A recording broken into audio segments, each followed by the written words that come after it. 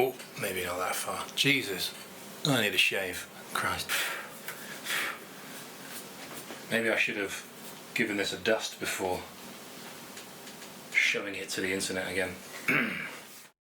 Hello internet. Welcome back to a fourth video on a DIY kit PRS style guitar.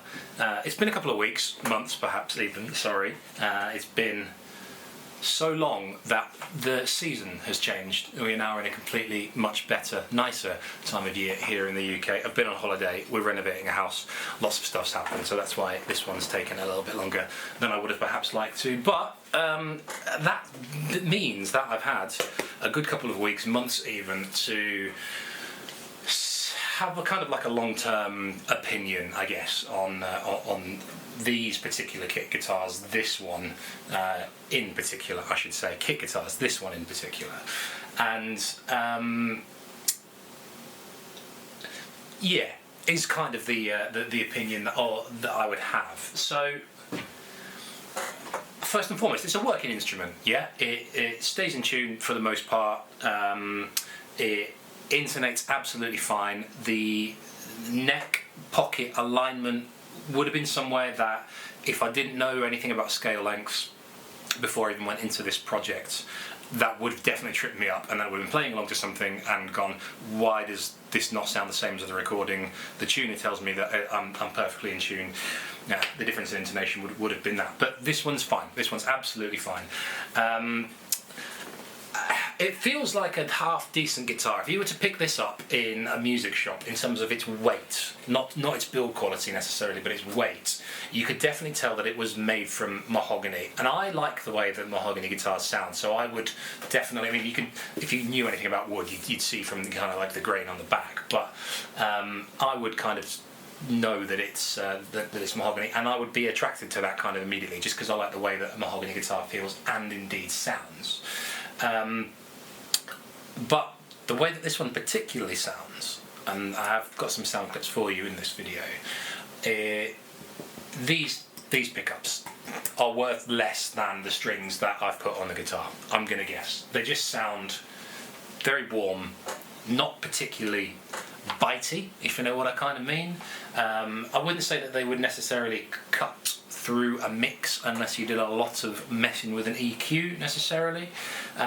Sound underwater sometimes, and you can I've kind of picked this up sometimes and played something kind of like mid notes, if you will, and kind of gone, oh, I'm using the neck pickup accidentally, and then I look down and I go, no, I'm in the bridge position. It just doesn't sound as crisp as what you might expect a bridge pickup to sound like. That said, it's not awful.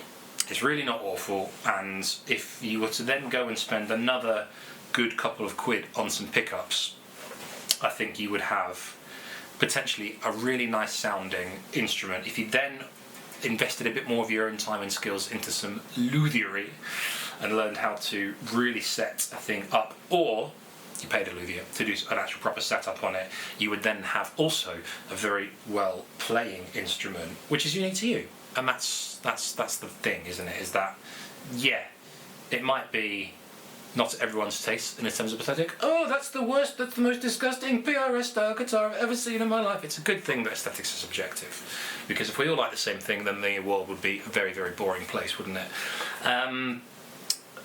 But you've got something that's personable to you, isn't it, and that's unique to you, and something that you can say, I made that, I didn't tool it, I didn't use a big router and cut the shape out and everything like that. Obviously, that's the beauty of these kits, I suppose, is that you don't necessarily need all the skills and experience in the world, and you can have a fully functioning, playable instrument at the end of it all, and have a really good time doing it. And I think that's quite an important thing. So, is it worth it? If you have the time and you have a bit of patience to learn, and you've got patience to get things wrong and potentially redo things, then yeah, absolutely, I would say that it is. If you don't have those things, I would maybe think more than once about getting one of these things. But at the same time, for the price of what some of these kits can cost, Harley Benton and things make some really affordable, accessible ones. If you just want the experience of having a go at it, kind of like I did, then it's money well spent and time well spent, isn't it? The experience of it is a massive part, I think, of what these things are all about. So there it is, as you've seen in the last video, I hope. If not, go back and watch those ones if you've got the time. They're quite long. I have got some sound clips for you, which I shall start playing shortly. I'm just using the microphone that's built into my Sony camera. So I do have a interface under the desk there, and it is attached to Cubase, but I'm never really happy with how those things sound. I just mainly use it for kind of like silent practice and things like that. So what you're hearing is the microphone that's built into the Sony camera, which is maybe 1.5 meters away from a PV6505 Mini on the lead channel. The gain, do you know what? I'll turn the camera around and I'll show you. The settings are as they are. It's sat on a Black Star 2x12 head at like a bedroom kind of volume level. So that's what we're playing through, that's what you're kind of hearing, and this is how things sound.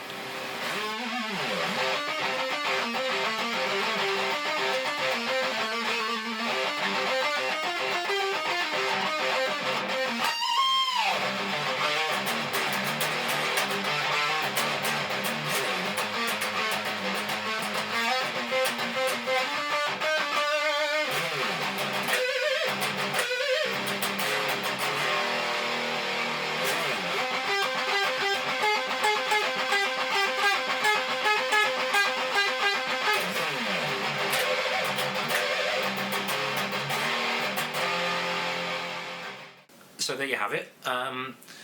Please excuse only early 2000s emo metalcore as what I've given you to listen to there.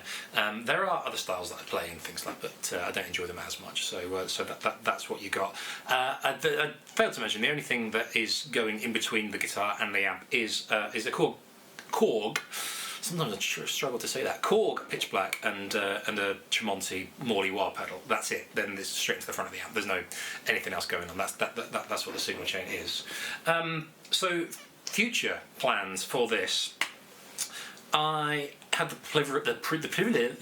privilege, like a combination of pleasure and privilege there, those two words, the privilege of playing one of my friend's very nice Schecter guitars very, very recently. And the main difference in that was, it had a Floyd Rose, but the main difference with that was the pickup sound. And like that, I always had the idea that these were never going to sound particularly great going into this, but having listened to that Schecter with its only Schecter brand pickups, they weren't EMGs or Seymour Duncans or anything by Fishman or anything like that. They just sounded much crisper, much cleaner, nicer, less warm. You could do much more with them. Less responsive to hard picking though. I have just kind of thought of that comparison. These do respond very well to aggressively picking compared to not for you know, using your right hand as an expression for what you're doing with the instrument. Anyway, changing these would be the kind of the next viable step, I guess. The tuning stability is okay. So I mean, these tuners at the top aren't the best things in the world ever, are they? They've got a really nice feel to them, and they do hold their tune, you know, mostly. You don't really feel them backing off or listen to sound to them backing off or anything like that. So they might be like a nice to have upgrade. But if you were going to get one of these kits together, these pickups would be the first thing that you would then change potentially, if you didn't just chuck them away and go with the body shape that you want.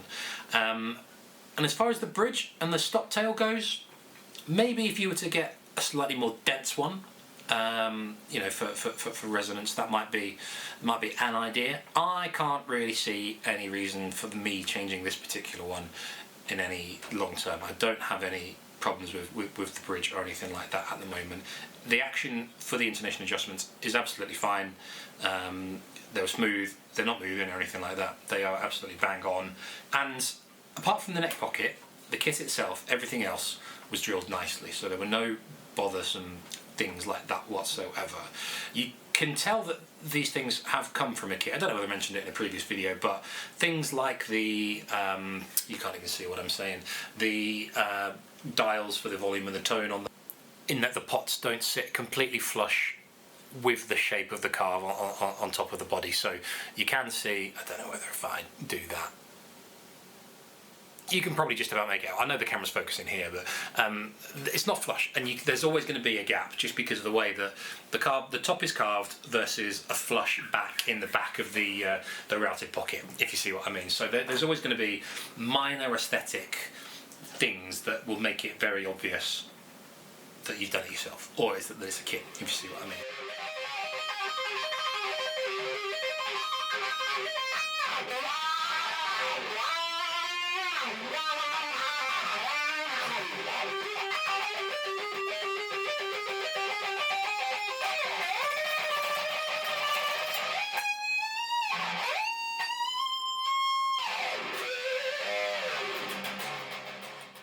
So would I build another one? The answer is yes, I think I would. What I would like to do for the next one, though, I think, would be to try and find, if I was going to do another PRS style, would be to try and find one that doesn't already have the bridge or the stoptail piece drilled, and I would go and find separately a hardtail piece that would kind of match, or maybe even get a genuine PRS one that would be the Mark Holcomb bridge for that, because then that would be really nice, I think. See whether you can find one of those that fits the slightly archy top of the carve of these particular kits. But apart from that, I would definitely do things differently in terms of how the colour goes. Not necessarily because I don't like the way that this one looks, because I do, but I would definitely do something different in terms of what colours I would go for, and I wouldn't use a true oil finish on the next one, just because I found it a bit faffy and a bit time consuming, and it's 2023, it has been for a while, and in this day and age we want everything done like that, and I'm no exception. So I would probably go for an aerosol lacquer finish. Whether that's nitro or not, I don't know. The whole reason that I think I would go for an aerosol finish next time would be because I've got more experience with that. So I've painted many car parts with aerosols and things like that before, so I've got an idea of what I would need to do better for that. So that would be the difference of what I would do. And maybe a solid maple neck. The Jatoba is nice, it feels good on this kit, but it's just not dark enough, is it? You know? If I wanted a wood that colour, you'd find something similar to rosewood, wouldn't you? But yeah, maybe a solid maple neck. I like the way that a solid maple neck feels as well and plays under your fingers. So that's that. Anyway, right, I'm waffling now.